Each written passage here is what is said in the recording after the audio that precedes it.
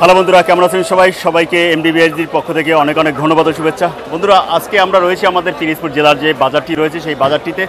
আমরা দেখেছি আসলে বিশেষ করে গেছে সপ্তাহে যে কাঁচা বাজারের দামটা ছিল সেই দামটা কিন্তু কিছু কিছু পণ্যের উপরে কিন্তু 5 থেকে 60 টাকা কিন্তু দাম বেড়েছে আমরা দেখতে পেরেছি যে মাংসর বাজারে দামটা একই রয়েছে এবং মুরগির বাজারে আমরা দেখেছি যে 300-350 টাকা কিন্তু কেজিতে বিক্রি হচ্ছে। আমরা একটু মাছ বাজারে দেখার চেষ্টা করেছি যে মাছ বাজার যেখানে গেছে সপ্তাহে যে মাছের কেজি 1 কেজি ইলিশ মাছের যে কেজি ছিল 2600, 2700, 2800 টাকা, সেই মাছটি আজকের বাজারে কিন্তু বিক্রি হচ্ছে 2200 থেকে 2300 টাকায়। তো মোটামুটি কিছু কিছু পণ্যের দাম একটু বাড়লেও আবার কিছু কিছু পণ্যের দাম কিন্তু কমেছে।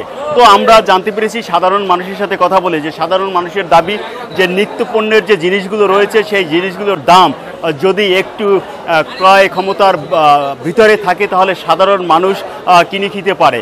জানেন যে আমাদের সামনে 1 থেকে 1.5 সপ্তাহ একটু বৃষ্টিপাত বেশি হওয়ার কারণেই কিন্তু অনেক কাঁচামালের দাম কিন্তু একটু বেড়ে গিয়েছিল। যেমন আমরা বাজারে ঘুরে দেখেছি যে কাঁচামরিচের দাম একটু বৃদ্ধি পেয়েছে। আমরা দেখতে পেয়েছি করলা, আমরা কচুরমুখী এবং আমরা শসা, এরকম কিছু কিছু জিনিসের দাম কিন্তু একটু বেড়েছে। তো তারা আমাদেরকে যতটা জানিয়েছে যে আবহাওয়া ভালো হলে পরে এইসব কাঁচা যে মালের দাম কিছু একটা কমবে এবং ইলিশ মাছের সিজন চলাকালীয় যে মাছের যে অবস্থা রয়েছে, সাধারণ মানুষের দাবি যে এখন বর্তমানে ইলিশ মৌসুম চলে, সেই মৌসুমে আসলে এই মাছের কেজি হয়তো 1700, 1800, 1500 টাকার ভিতরে থাকলে তারা হয়তো কিনে খেতে পারতেন। তো সেদিক থেকে তাদের একটা অভিযোগ রয়েছে যে ইলিশ মাছের দাম আরও একটা যদি কমে তাহলে ভালো হবে। তো সর্বশেষ আমার কাছে সে এই পর্যন্ত ছিল আমাদের পিরোজপুর জেলার কাঁচা বাজার এবং মাছ বাজার, মুরগি বাজার থেকে সর্বশেষ।